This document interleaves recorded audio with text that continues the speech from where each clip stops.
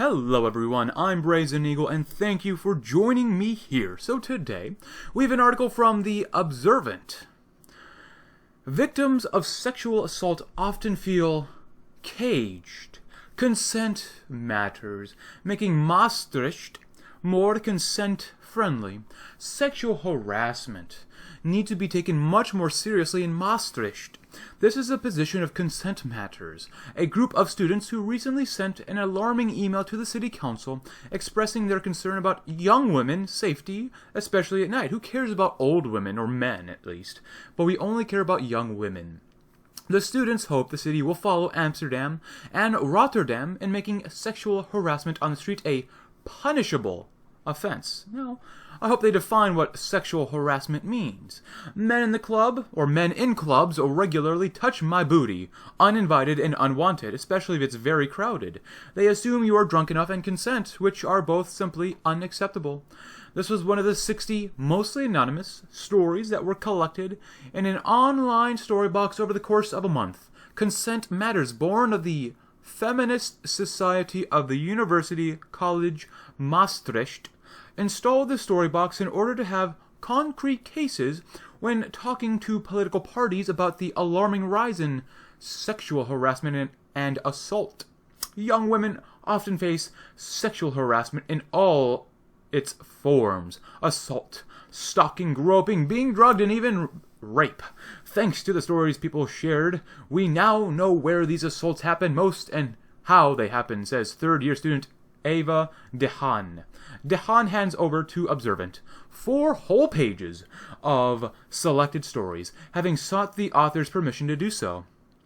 They deal with being kissed involuntarily, groped, a guy put his hand on her crotch under her skirt, sexually assaulted, yelled at or followed on the street, stalked online, and pursued by men who don't understand the word no. A striking number of stories tell of being drugged in a club. The next day, I wake in my bed, feeling like total crap. My whole body hurts and is covered with scratches. I panic and call my friend. Turns out, he found me in an alley outside the Allah with this random creepy guy trying to harass me while I could barely even stand up. I'm very sure something was put into my drink in the Allah, because that's exactly what most likely happened, right? There's no other ways that could ever come to those conclusions. Dehaan also said, the Allah came up a lot. It's a very popular dance club on the Lelyststraat and has permission to be open until 5 or 6 in the morning. They have bouncers at the entrance, but not exactly sympathetic ones. The Allah doesn't take responsibility for the safety of its customers, and that's really wrong. Drugs are used to spike drinks to sexually assault or rob somebody, or just for fun, says Dehaan. But it's intentional, and that's important to remember. Now, I will say this, the Allah, I guess, could technically be a potential, Muslim bar dance club, but I doubt it. But anyways, after Felicitas Lenz, studying at the Academy of Fine Arts and Design in Maastricht, had a bad experience at the dance club, she came across Consent Matters on Facebook and joined the team. She shares her story during the interview, but doesn't feel comfortable seeing it written down. It's difficult to find a balance between speaking up and making yourself too vulnerable. Now, boundaries. A few months ago, the Consent Matters team presented their plans to the University Council. Successfully, the rector, Rian Letschert, and the student psychologists took the matter seriously. Dehaan and Lenz say, our approach is twofold. There is a prevention and a victim care issue.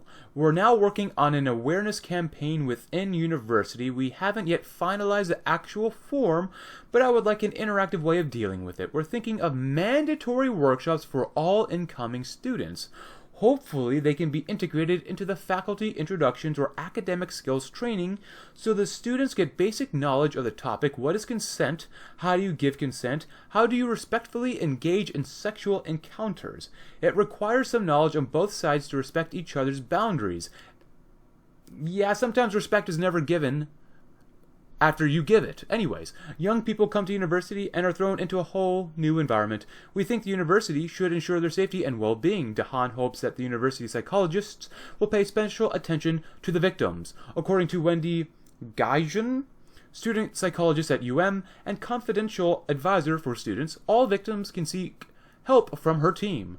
Students who are faced with undesirable behavior from within and outside the university walls, sexual intimidation, aggression, violence, or select discrimination are welcome, she says. We've got to understand, when they mean discrimination, they mean select discrimination. So, guilt.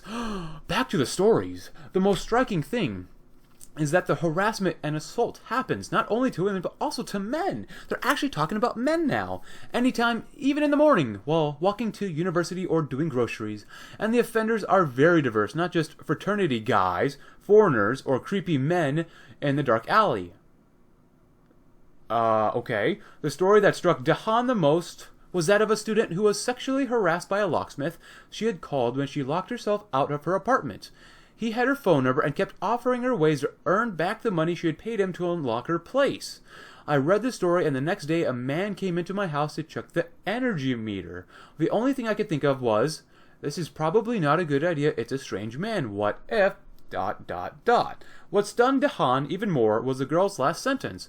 I know it's quite minor, but I wanted to share it anyway. Dahan says, there are so many who talk about their experience as if they're lucky it didn't end up worse, or describe it as not the biggest problem, but however minor it is, it does something to you as a person. It changes you. Len says it's a guilt thing, thinking, I shouldn't have been drinking. I shouldn't have accepted that drink. I could have prevented it, and so on. And that's absolutely true. They feel ashamed and scared. Well, you took your actions. That's why victims often don't go to the police or the university psychologist, because they don't want to be held responsible for their actions. Like the girl who was raped when she got really drunk at a party, she writes, thinking back, I don't think it's possible to consent when you're that drunk. The fact that she was intoxicated was the reason she didn't go to the police, she writes. I'm partially to blame. Just partially. That's it. Just partially, right? Lenz also states, you have to take a lot of steps before you're ready to talk about it. Victims of sexual assault often feel caged because they make poor decisions. Signal. The municipality of Rotterdam is making the sexual harassment of women on the street a punishable offense. And most importantly, as of January 2018, anyone who catcalls, follows, asks for sex, or bothers women in any way will face a fine of up to 4,100 euros or up to 3 months in jail for bothering a woman in any way. That's what is defined as sexual harassment now in the Netherlands. The same goes for Amsterdam. The students of Council Matters hopes Maastricht will follow in their footsteps. This is what prompted the recent email to the city council. A lot of political parties are positive about it. I think it's a signal to the city saying sexual harassment is not okay and a sign of support to the victims. They also hope for stricter control of bars and clubs like the Ala, where spiking drinks is out of proportion. That sounds like it's already illegal. By giving others bars or venues a night license, there will be more places to choose from. That's not going to stop anything. At the moment, there aren't many options for going out in Maastricht after 2 or 3 o'clock. And we're trying to raise awareness to encourage people to be more observant and sensitive when others overstep a boundary. We all have to change our attitudes because you make bad decisions. Oh, God, the Dutch. You know, I like the Dutch. You know, most people don't know about the Netherlands or even the good old Dutch Empire, the former Dutch Empire, but I always liked the Dutch. After I learned about them, of course, but unfortunately, the Netherlands is a Western nation that is headed for collapse. So, some females felt harassed because unattractive guys were touching them and giving them attention.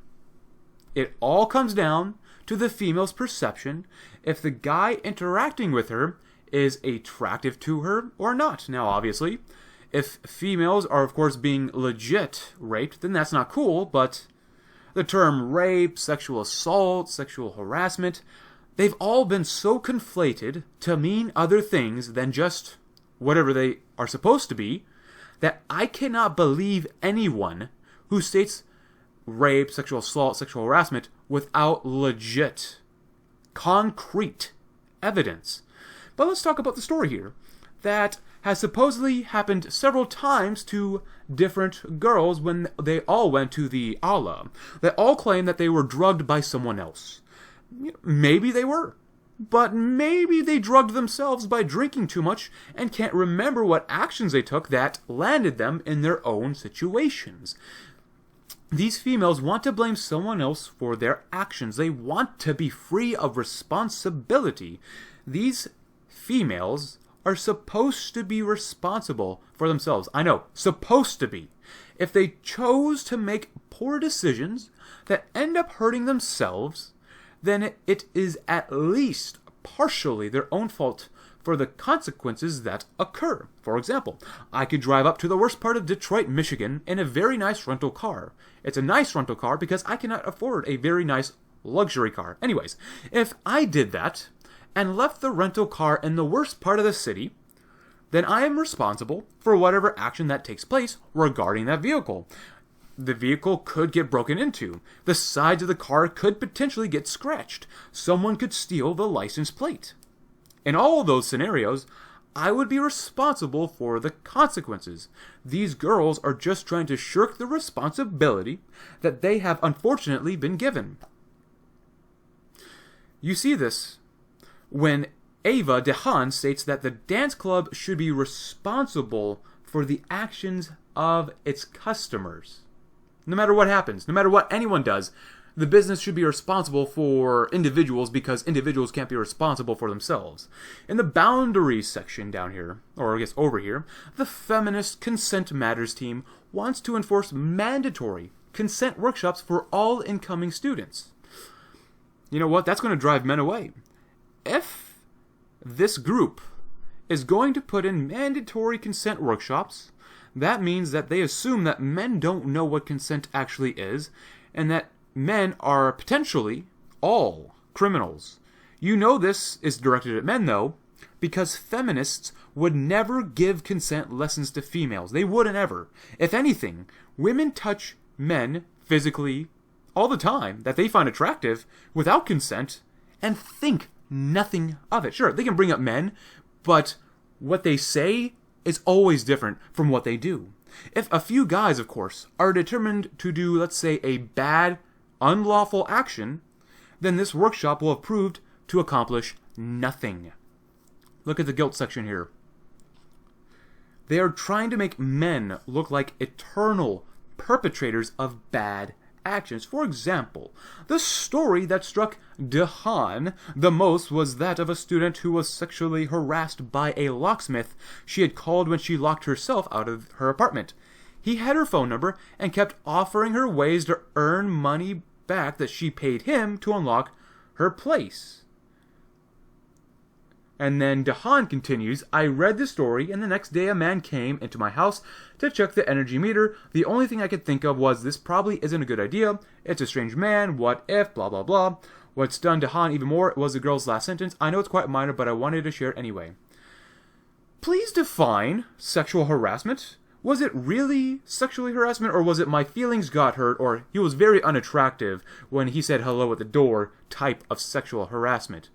You know, these stories are so unspecific that when we read them, the stories could actually be radically different than what we imagine. For example, from this story about the girl getting locked out of her apartment room or whatever, the locksmith could have been offering to take the girl on a date in exchange for paying him. That could be a perfect example of what happened. But no, the girls want to call it sexual harassment because they didn't find the locksmith attractive enough.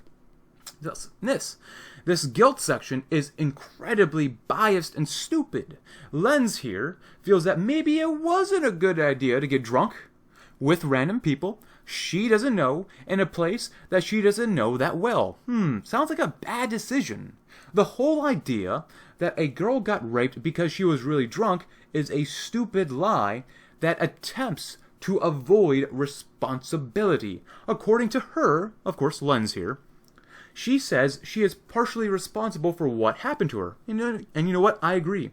But more of the blame should be on her because she put herself in those places. She has to be responsible for herself. Of course, that will probably never happen. Now, the worst part of this article is in the signal.